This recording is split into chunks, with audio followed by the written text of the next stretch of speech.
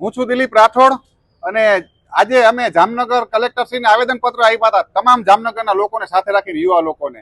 માંગ એવી હતી કે જે દિલ્હીના જંતર મંતર પર જે ખાસ કરીને વિદ્યાર્થીઓ યુવાનો યુવતીઓ 1 મહિનાથી આંદોલન ઉપર બેઠા છે, સોનમ વાંગચુકજી અનશનનો ત્યાગ કરીને બેઠા છે, તેમને આ ભારતની પોલીસે જે ગેરકાયદેસર રીતના જે પડદા આડા રાખીને ઉઠાવી લેવામાં આવ્યા અને ખાસ કરીને 2 દિવસ અગાઉ જે ભારતના યુવાનો યુવતીઓ ઉપર જે દિલ્હીની પોલીસે જે રીતના બેરહમીપૂર્વક તાનાશાહી ભર્યું વર્તન કર્યું, જે ખાસ આપણે અમુક વિડીયો જોયા, ખૂબ દુઃખ થયું કે મહિલાઓને પાછળ દંડે ઘુસાડવામાં આવે છે પોલીસ દ્વારા, ભાજપની સરકાર દ્વારા. ત્યારે ખૂબ દુઃખ થયું અને આખા ભારતમાં અત્યારે આક્રોશમાં છે ફૂલ.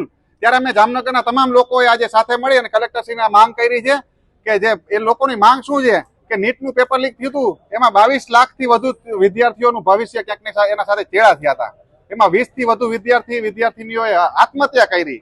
એ લોકોની માંગ એ છે કે ક્યારેય પણ ભવિષ્યમાં નીટનું પેપર લીક ના થાય એની સરકાર લેખિતમાં બાંહેધરી આપે, શિક્ષણ મંત્રી ધર્મેન્દ્ર પ્રધાન રાજીનામું આપે અને જે 20 થી વધુ વિદ્યાર્થીઓએ જે આત્મહત્યા કરી છે એ તમામને 1-1 કરોડ રૂપિયાની સહાય આપે. આ 3 જ માંગ છે, બીજી કોઈ મોટી માંગ તો છે નહીં. અને ભવિષ્યમાં ક્યારેય પેપર લીક ના થાય આ જ માંગ છે. હવે એમાં પણ આ ભાજપની સરકાર અને ભારતની સરકાર ખાસ તાનાશાહી ઉપર ઉતરી આવી છે. જે કોઈ પણ આંદોલન કરે છે એને કચરી નાખવા, કઈ રીતના એને મારવા, હેરાન કરવા, દંડા મારવા, ધોકા મારવા. અમે એ પણ સરકારને ચેલેન્જ આપવા કહેવા માંગીએ છીએ, ચેતવણી આપીએ છીએ, જે કાંઈ પણ અલ્ટિમેટમ સમજે કે ધમકી સમજે, જે કાંઈ પણ સમજે કે આ ભારતના યુવાનો છે, આ ગાંધી ચિંધ્યા માર્ગમાં પણ સમજે છે, ભગતસિંહ માર્ગમાં પણ સમજે છે. અમે ભારતનું બંધારણ માથા પર રાખી પણ હાલીએ છીએ અને ભગતસિંહને દિલમાં પણ રાખીએ છીએ. અને હવે આ વિચાર કરો, ભારતના ગૃહમંત્રી અમિત શાહે જે આ ઓર્ડર આપ્યો હોય જનરલ ડાયર જેમ કે જાઓ તમે આ યુવાનો યુવતીઓ આપણી સામે આંદોલન કરે છે મારો, અને એ જ ગૃહમંત્રીનો દીકરો BCCI નો ચેરમેન બને અને ભારતના યુવાઓને આ ગૃહમંત્રી લાઠીચાર્જ કરે, આ ક્યારે નહીં ચલાવવામાં આવે.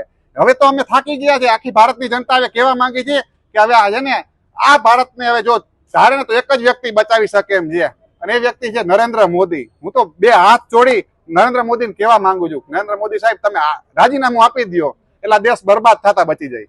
એટલા માટે આ માંગ સાથે અમે આજે કલેક્ટર સાહેબને રજૂઆત કરવા આવ્યા હતા. ખાસ વિદ્યાર્થીઓનો અને યુવાનોનો પ્રશ્ન હતો, એના માટે આખું જામનગર આજે અમે પ્રેમથી રજૂઆત કરી છે. આગામી સમયમાં જો આનું રાજીનામું નહીં લેવામાં આવે ધર્મેન્દ્ર પ્રધાનનું અને યુવાનો યુવતીઓ પર આવી રીતના તાનાશાહી ભર્યું વર્તન થશે તો આગામી સમયમાં ભગતસિંહનો માર્ગ પર અપનાવશે.